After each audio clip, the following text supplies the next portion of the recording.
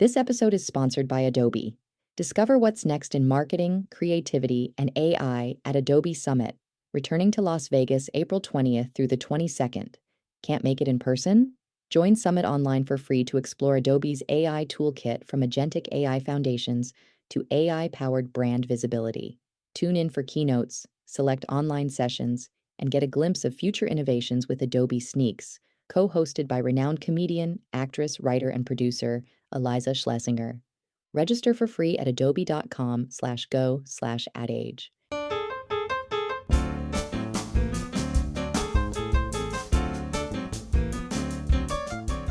Hi, I'm Adrienne Pasquarelli, Senior Editor of CMO Strategy and Commerce at AdAge, and welcome to another edition of the Marketer's Brief podcast, our weekly discussion about marketing news and trends that have the industry buzzing.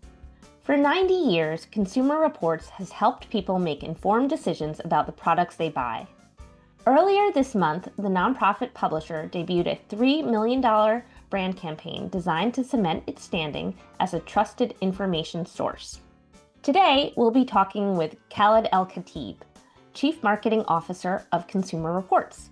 He'll discuss the brand's recent We Never Stop Questioning campaign, its push to get younger members, and how it's innovating for its audience. Now, here's my conversation with Khaled.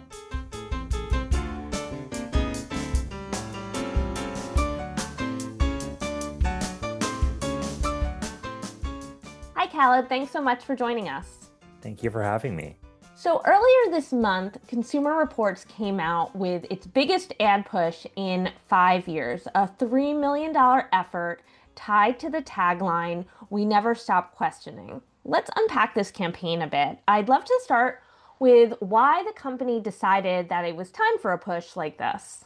Sure. So I think in order to answer that question, you have to know a little bit about Consumer Reports. So Consumer Reports, many people know it as the print publication that either they, their parents, or their grandparents have received for many years, 90 years, in fact. So we're celebrating our 90th anniversary this year, just in February. What a lot of people don't know is that in addition to our ratings and reviews, we're also a nonprofit advocating for consumer protections and a lot of systemic change. And so we felt that, in light of our anniversary, a lot of things changing in the world for better and for worse, now was the right time to really signal and remind people of our relevance, of all of the sort of trust that they put in us over the past 90 years, but more than anything, also of our utility and how helpful we can be to people in this moment. And what kind of creative are you putting out? And what was there a particular insight about how consumers are changing or what they're looking for that led to that creative messaging? Sure. Yeah, it's a great question, and there are a couple of insights that led there. So we're, sort of running the full spectrum, a lot of digital display, social media, but also out of home, connected TV, and in fact, linear TV as well. Primarily in 8 DMAs across the country, but we've sort of augmented that with a couple of additional linear campaigns in markets in which we have a relationship. And one insight that I love to talk about, this came from a partner at IDEO who did a presentation recently, is that there's been sort of a flip, whereas Gen Z people are sort of going analog, taking themselves offline, getting themselves off social media. Older folks, boomers, those 55 plus, are becoming more and more online. And so, I think that that's been really interesting in light of this campaign because we actually bifurcated the campaign a bit. So we're reaching those that know us super well, that have been longtime subscribers that are 55 plus, and then those that maybe need a reintroduction or need to learn more about CR in the 35 to 55 plus range. And so that older audience, it may seem counterintuitive, but if you have a parent or a grandparent who's always on TikTok, like my 81-year-old father, then maybe not so much. But we have a huge social push there. The campaign, I think, looks quite sleek, and we're reaching older folks in particular who we see as being hyper online right now. So then the younger folks, you're trying to reach them through some of those digital channels, but also through the traditional like linear TV or print. Do you have any out of home or anything like that? We do. So we have a considerable amount of out of home, and then we're also leaning into channels like YouTube. So, while younger people may be pulling back from platforms like Meta, for example, they are consuming a lot of content on YouTube. So we're going heavy there. Yes, they may be touching grass, but they are not completely offline, that's for sure. And what about this tagline, "We never stop questioning"? What's kind of the creative push there? Yeah, it's a good question. So again, Consumer Reports, 90-year-old organization, print publication, the third most widely circulated magazine in the country, which not a lot of people know, which is pretty crazy. We review about 10,000 products every single year. But again, what people don't know is we're a nonprofit and we also do a lot of investigation. So in addition to telling people what to buy and what not to buy, whereas a lot of other companies stop there, we keep going. So we work with manufacturers, we work with legislators to ensure that consumers are safe. And so at the core of this campaign are a couple of questions that we've effectively answered over the past year or so. So one of them is my used car cursed? So for many years, we have been reviewing cars on our 327-acre test track in Connecticut.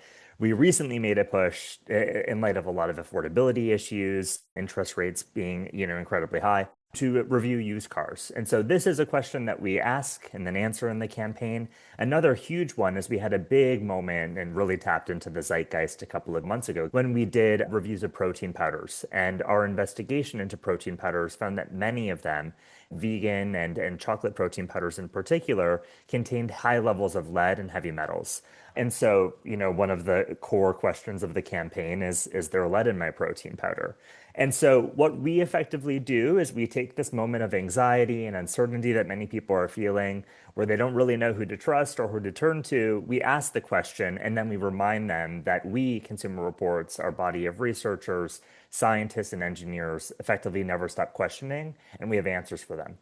That's great. I need to take a look at some of that, especially from an automotive perspective, as we think about what's going on in the world right now. Indeed. So, from a behavior standpoint, are you finding that amid kind of all this AI slop and misinformation out there, this is more about this kind of trust issue problem with consumers, kind of distinguishing between what's real and what's fabricated, in addition to kind of the other issues around like, ingredients in protein powder that shouldn't Mhm. be there? It's a good question. And honestly, I've been in this role for a couple of years now. And I think that my hypothesis coming into it, and as we started to craft this campaign, was that like people really care about trust. And we should lean heavily into trust and our 90-year-old legacy. And the reality is yes, we should. And that matters to people, but so does utility. In a moment where people are really concerned about pocketbook issues, and so what we try to do in this campaign is we try to marry this notion of trust and utility. And the other thing that I'll say is we don't think that, we don't think we're displacing AI or that it's an us versus them issue. The reality is that most of our members and prospective members and those that really like evangelize Consumer Reports, they're very intentional about the purchases that they make, and they have like a suite of tools and no shortage of sources that they go to when they're making a major purchasing decision or trying to keep their family safe when it comes to things like the groceries that they're buying. And so, in all likelihood, they're using ChatGPT or Claude. They're looking at Reddit. They're maybe using Wirecutter, but they're also using Consumer Reports. And so, we wanted to, not aggressively go off after AI, for example, but to remind people of our relevance and how they can sort of use us in their day to day. And what we're seeing actually, we're about, a month into the campaign at scale, and some of the insights that we're seeing where we're really indexing really high is trust is doing pretty well, sure, but Consumer Reports being perceived as scientific and rigorous is really off the charts, as is our independence. And that's a really critical thing that we wanted to come across. We don't take any advertisements, which is very different than many people, many peers, other people in the product category, and we buy everything that we test. And I think in a world in which, whether it's AI or influencers and content creators, where you can't really discern where the bias is, that's really critical to get across as well. That's great that you're seeing some of those early indicators pointing in an interesting direction like that. Do you have any other metrics around feedback from this early part of the campaign that you can share?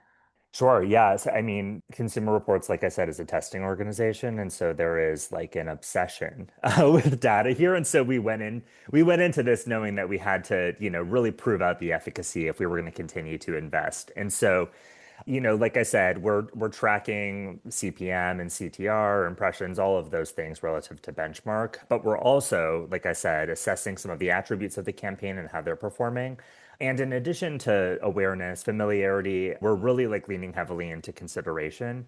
And we're weighing that against the what we call like the awareness audience, those younger folks that we're trying to build awareness with, and the affinity audience, those that we're really trying to get to either re-engage with Consumer Reports or to continue to evangelize socialize.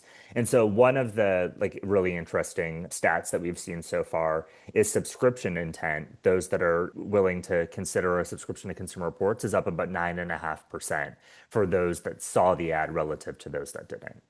Now, in addition to the print magazine or the print report, where can consumers find your brand? Is it only the print or kind of where? No, absolutely not. So we have a print publication, which I recommend. I actually think like in this world of everything being pushed to us and retargeted all of the time, that it's really nice just to get something in the mail and be like, oh, I need bug spray. It's almost summer. I didn't realize I needed bug spray. And we review bug sprays by literally having testers stick their hands in a vat of mosquitoes, which is crazy.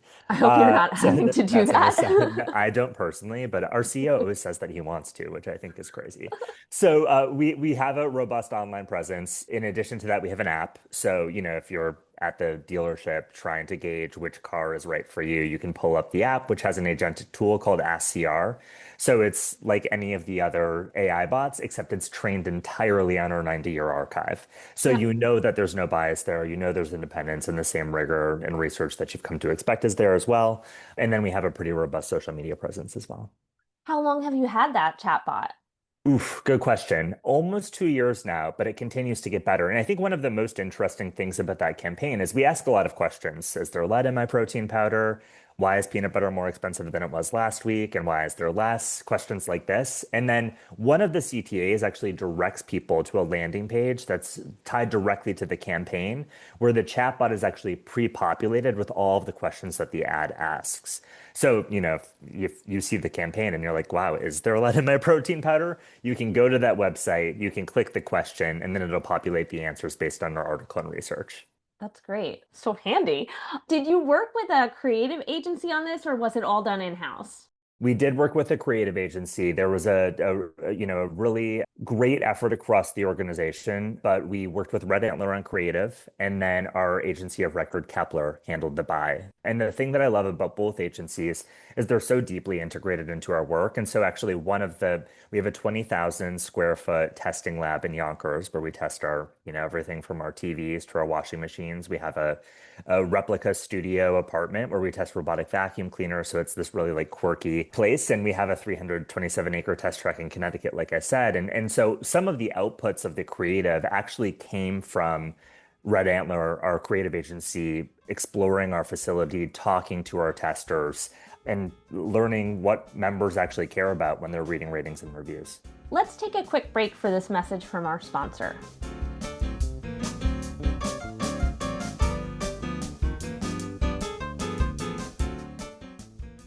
This episode is sponsored by Adobe. Discover what's next in marketing, creativity, and AI at Adobe Summit, returning to Las Vegas April 20th through the 22nd. Can't make it in person? Join Summit online for free to explore Adobe's AI toolkit from agentic AI foundations to AI-powered brand visibility. Tune in for keynotes, select online sessions, and get a glimpse of future innovations with Adobe Sneaks, co-hosted by renowned comedian, actress, writer, and producer Eliza Schlesinger. Register for free at adobe.com/go/adage.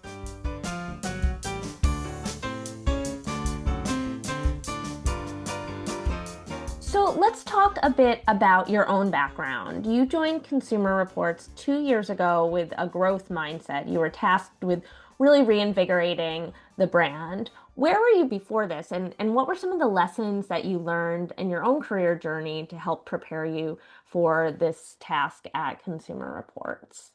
So just before Consumer Reports, I was at a software company and massive website called Stack Overflow. I was a Q&A web platform for developers. While I was there, and it was disrupted by AI a couple of years ago, like many other organizations.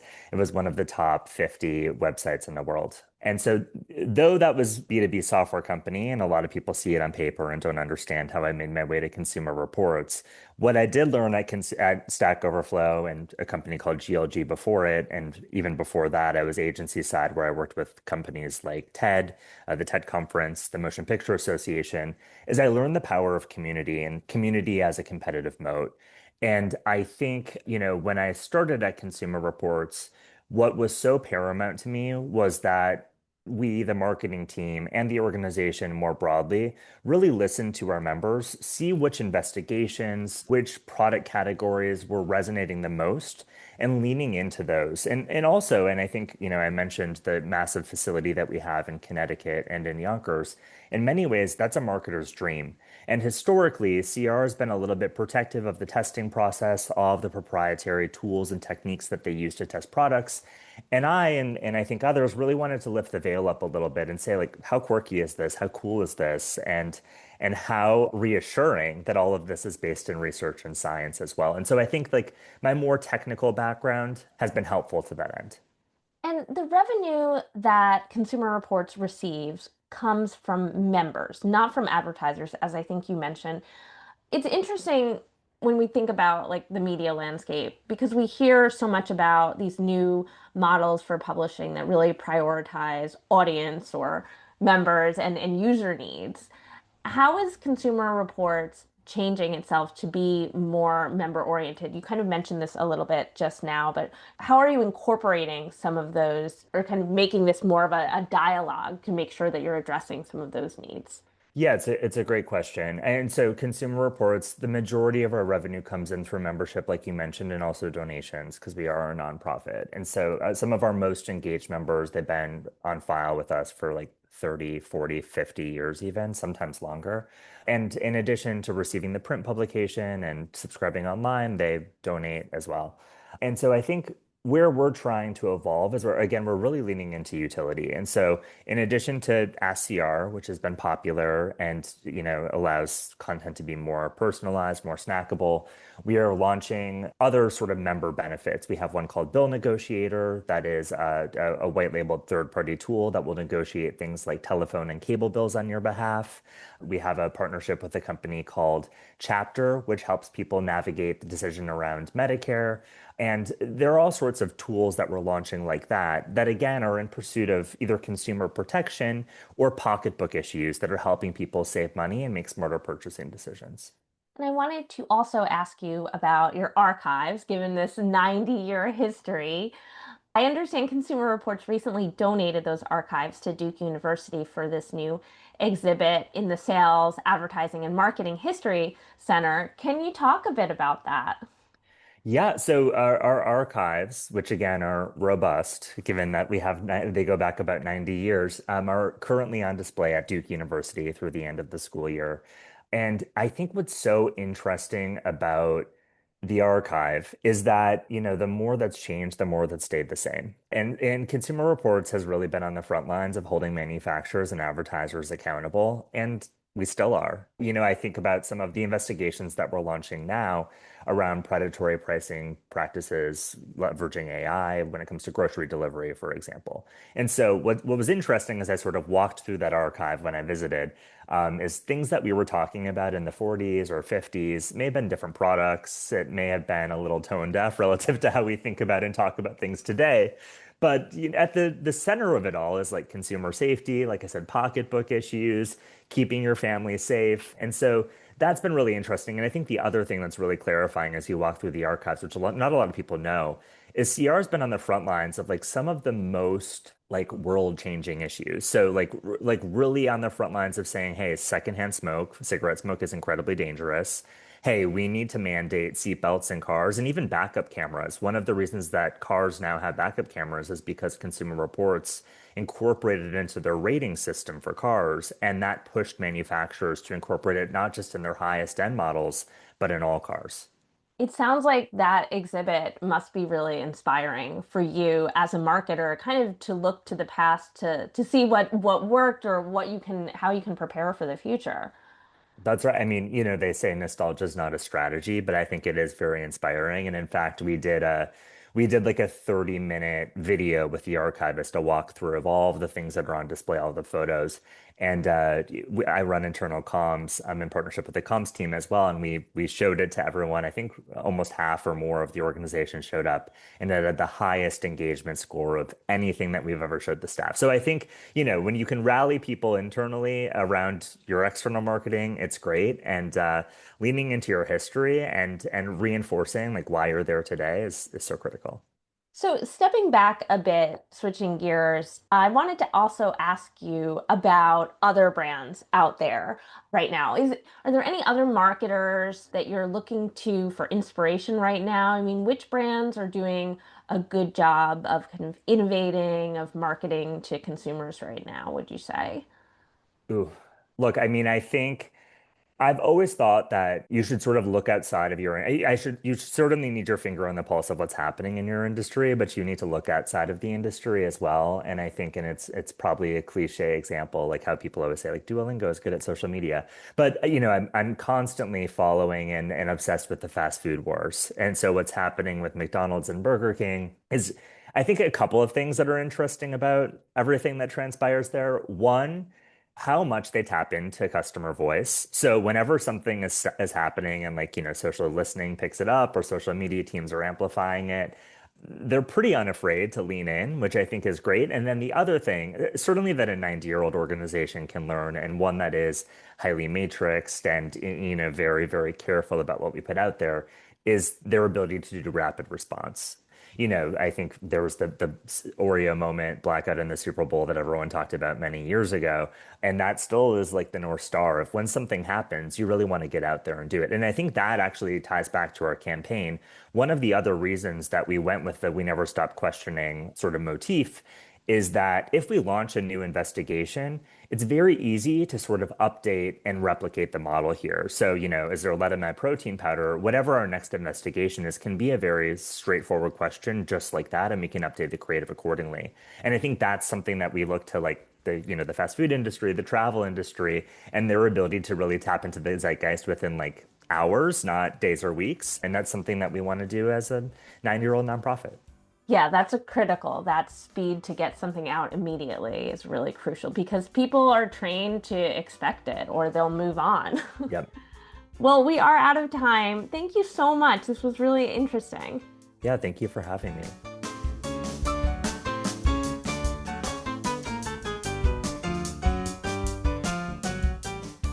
That was Khaled El Khatib, Chief Marketing Officer of Consumer Reports, and I'm Adrienne Pasquarelli, Senior Editor at Ad Age. I'd like to thank our producer, Lauren Chiardio, and invite you to subscribe to the Marketer's Brief podcast on your favorite player. We promise to keep it brief or at least short enough for your morning coffee. Thanks for tuning in. Marketer's Brief listeners get $40 off an adage.com subscription. Sharpen your marketing edge and visit adage.com/brief for your discount.